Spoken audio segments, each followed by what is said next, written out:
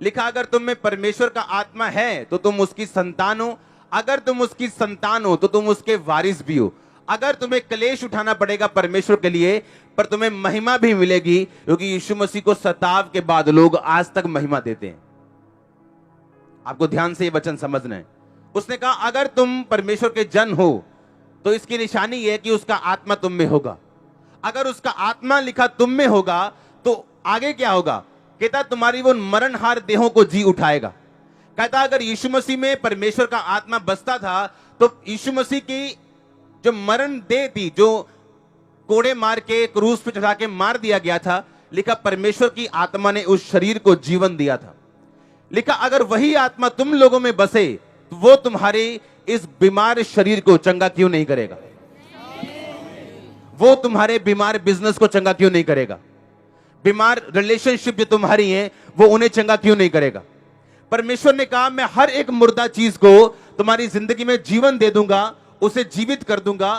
तुम्हारा वो कैरियर हो, तुम्हारी लाइफ हो, तुम्हारा शरीर हो, तुम्हारा फाइनेंस हो, कोई भी चीज क्यों ना हो, अगर परमेश्वर का आत्मा तुम में बसेगा तो तुम्हारे साथ जुड़ी हुई हर एक चीज जिंदा हो जाएगी। अगर आप देखो ध्यान से, आज एक हस्बैंड जो है, एक वाइफ जो है, वो चाहती है कि मेरा हस्बैंड मुझसे बात करे, ये बाहर क्यों देखता है, ये मेरे साथ मिलता क्यों नहीं, ये मेरे साथ घूमता क्यों नहीं, ये मुझ पर ध्यान। अगर परमेश्वर का आत्मा आप में बसे तो बाइबल कहती है वो तुम्हारी रिलेशनशिप को तुम्हारे हस्बैंड के साथ जीवित कर देगा, तुम्हारे भाई के साथ जीवित कर देगा, तुम्हारी मां के साथ जीवित कर देगा। फिर एक मां को भीख मांगने की जरूरत नहीं पड़ेगी अपने बेटे से कि बेटा मेरे साथ बात किया करो, मुझे अपने घर में रखो, मुझे निकालो नहीं। लिखा अगर प्रभु का आत्मा तुम में बसेगा तो वो सारी चीजें तुम्हारे जो आसपास हैं, तुम्हारे शरीर समेत, वो उन्हें जिंदा कर देगा। इसीलिए परमेश्वर ने कहा मैं जितने तुम्हें वायदे, जितनी प्रतिज्ञाएं और जितने वचन दूंगा वो तुम्हारे फायदे के लिए होंगे। परमेश्वर का फायदा नहीं है, उसमें तुम्हारा फायदा है। परमेश्वर ने कहा अगर तुम शरीर पे मन लगाओगे तो मरोगे। कैसे मरोगे? तुम ऐसे नहीं मरोगे जैसे लोग मरते हैं, हाँ, लेकिन तुम्हारी रिलेशनशिप घर में मरी हुई, तुम्हारा बिजनेस मरा हुआ है, फाइनेंस मरा हुआ है, शरीर एक तरह का मरा हुआ है, तरह तरह के दुख जकड़े हुए हैं। परमेश्वर ने कहा अगर तुम शरीर पे मन लगाओगे तो मरोगे, क्योंकि अगर शरीर में मन लगाओगे तो परमेश्वर का आत्मा तुम में बसेगा नहीं। अगर वो बसेगा नहीं तो जिलाएगा नहीं। परमेश्वर ने कहा अगर तुम उसकी आत्मा को ग्रहण कर लो और उसकी आत्मा के अनुसार चलो। अब जरूरी नहीं अगर आपके पास गैर भाषा नहीं है तो उस आप में उसका आत्मा नहीं। अगर आप यीशु मसीह को जेन्युइनली प्रभु कहते हैं और यीशु मसीह की आज्ञाओं पे चलते हैं, पाप से दूर रहते हैं, इसका मतलब यह है कि पवित्र आत्मा आप में बसता है। इसका मतलब ये आप में वो बसता है। इसीलिए शैतान आपको व्यभिचार में गिराने की कोशिश करता है।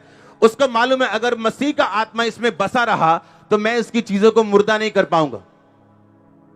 अगर मसीह का आत्मा इसमें बसा रहा तो ये जीवित होती जाएगी, होता जाएगा, आने वाले दिनों में और बढ़ता जाएगा, फलवंत होता जाएगा। तो इसीलिए परमेश्वर ने कहा अगर तुम शरीर पर मन लगाओगे तो मृत्यु पाओगे, पर अगर शरीर आत्मा से शरीर की क्रियाओं को, अभिलाषाओं को मारोगे तो जीवन पाओगे।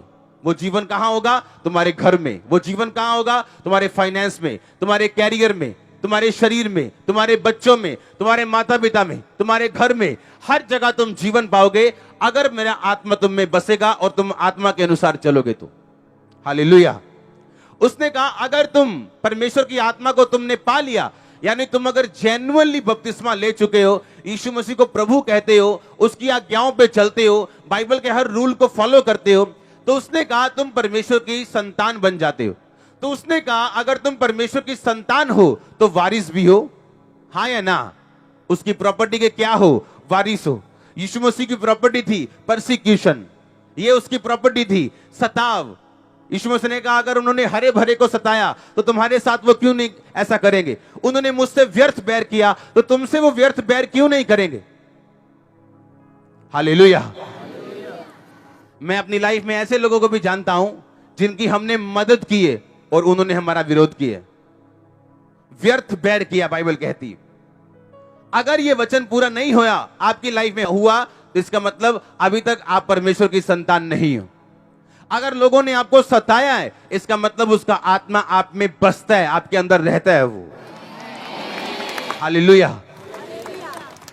और परमेश्वर ने कहा अगर वो तुम्हारे अंदर बसता है, अगर लोगों ने तुम्हें सताया है, तुम्हें क्लेश दिया है, तो परमेश्वर ने कहा मेरी एक और प्रॉपर्टी भी है जो महिमा है। अगर तुम्हें क्लेश मिला तो महिमा भी मिलेगी, मैं तुम्हें ऊंचा भी करूंगा। तुम्हें आपका आमीन अगर ऊंचा है तो ये आशीष आपकी है। उसने कहा यदि तुम संतान हो तो वारिस भी हो, वरन परमेश्वर के वारिस और मसीह के संगी वारिस। संगी वारिस का मतलब 50-50 नहीं, संगी वारिस का मतलब परमेश्वर और मैं एक चीज के इकट्ठे मालिक हैं। यीशु मसीह और मैं इस माइक के इकट्ठे मालिक हैं। यीशु मसीह भी इसे कभी भी इस्तेमाल कर सकते हैं, और जब मेरा दिल करे मैं भी इस माइक को कभी भी इस्तेमाल कर सकता हूं।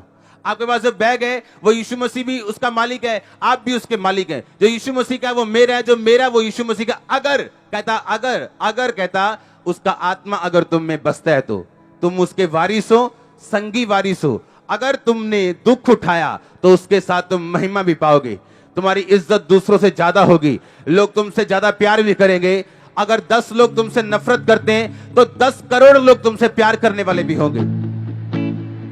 ये सब वायदे परमेश्वर ने कहा ये मेरी संतान के लिए हैं, जिन लोगों में परमेश्वर का आत्मा बसता है। क्योंकि 18 आयत में लिखा, मैं समझता हूं कि इस समय के दुख और कलेश उस महिमा के सामने जो हम पर प्रकट होने वाली कुछ भी नहीं। हालेलुया। आपका बनने का पीरियड, बनने का टाइम 5 साल का हो सकता है, दाऊद की तरह 10 साल का हो सकता है, 12-13 साल का हो सकता है, पर राज करने का टाइम आपका कितने दशक चलेगा? आप मेरी बात समझ रहे कि नहीं? आपके बनने का टाइम कुछ साल हो सकता है, कुछ साल आपको ट्रेनिंग परमेश्वर दे सकता है, पर उसके बाद वो आपको रिलीज करेगा अपनी ब्लेसिंग्स के लिए। लेकिन बाइबल कहती ये योजनाएं तब पूरी होंगी अगर हम आत्मा के अनुसार चलेंगे तो।